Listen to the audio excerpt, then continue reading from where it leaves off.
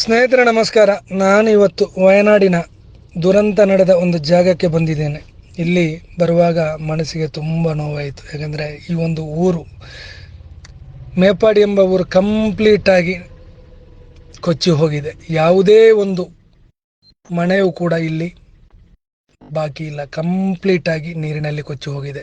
ಇಲ್ಲಿ ನಾವು ಒಂದು 2-3 ಬಾಡಿ ನಾವು ಶಿಫ್ಟ್ ಮಾಡಿದ್ವಿ. ನಾವು ಆ ಬಾಡಿಯನ್ನು ನೋಡುವಾಗ ಕಂಪ್ಲೀಟಾಗಿ ನಮಗೇನೆ ಒಂದು ನನ್ನ ಲೈಫಲ್ಲಿ ನೋಡಿದಂತಹ ಸ್ಥಿತಿ. ಯಾಕಂದರೆ ಅರ್ಧಂಬರ್ಧ ಇರುವಂತಹ ಬಾಡಿಗಳು, ಕೈ ಇಲ್ಲ, ತಲೆ ಇಲ್ಲ, ಕಾಲಿಲ್ಲ, ಇಂತಹ ಬಾಡಿಗಳು ಸಿಕ್ಕಿರುವಂಥದ್ದು 145ಕ್ಕಿಂತ ಹೆಚ್ಚಾಗಿ ಮೃತದೇಹಗಳು ಇಷ್ಟರವರೆಗೆ ಸಿಕ್ಕಿದೆ. ಯಾರ್ದು ಅಂತ ಗುರುತು ಪತ್ತೆ ಹಚ್ಚಲಿಕ್ಕೂ ಕೂಡ ಸಾಧ್ಯ ಇಲ್ಲ, ಅಂತಹ ಮೃತದೇಹಗಳು ಆಗಿರುವಂಥದ್ದು. ಇನ್ನೂ ಕೂಡ 300 ಜನ ಇಲ್ಲಿಂದ ಕಾಣೆಯಾಗಿದ್ದಾರೆ. ಅವರಿಗಾಗಿ ಹುಡುಕಾಟ ನಡೆಸ್ತಾ ಇದ್ದಾರೆ.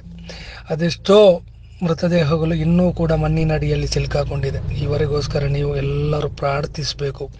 ಇವರಿಗೆ ಪ್ರೇಯರ್ ಮಾಡಿ ದಯವಿಟ್ಟು. ಯಾರಿಗೂ ಕೂಡ ಎಲ್ಲಿಯೂ ಕೂಡ ಈ ಥರ ಒಂದು ದುರಂತ ಆಗೋದು ಬೇಡ. ನಮ್ಮ ಒಂದು ಪ್ರಾರ್ಥನೆ ಎಲ್ಲರೂ ಕೂಡ ನಾವು ಪ್ರೇಯರ್ ಮಾಡೋಣ. ದಯವಿಟ್ಟು ನಿಮ್ಮಲ್ಲಿ ವಿನಂತಿ ಮಾಡ್ತಾ ಇದ್ದೇನೆ.